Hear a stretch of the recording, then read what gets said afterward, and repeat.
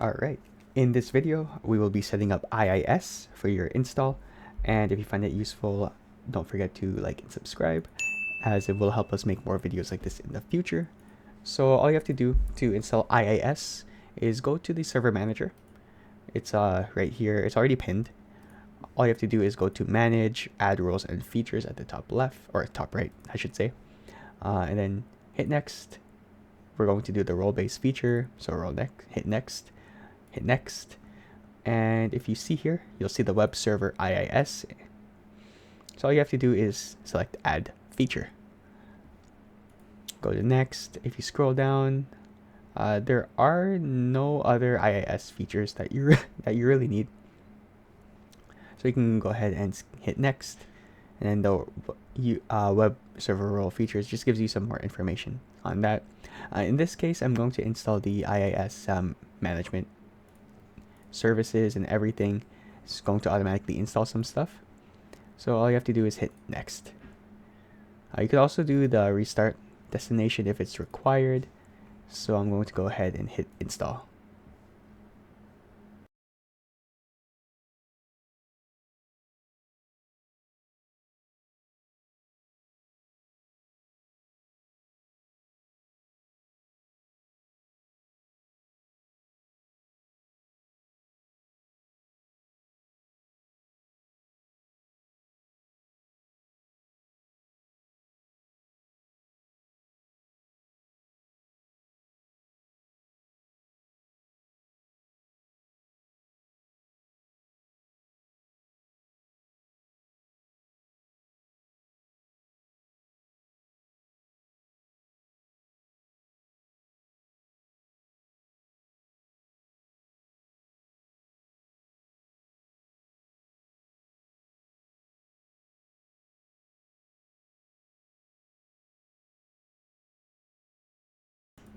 And just like that, it is completely installed. So all you have to do is hit close, and you'll see the IIS option right here.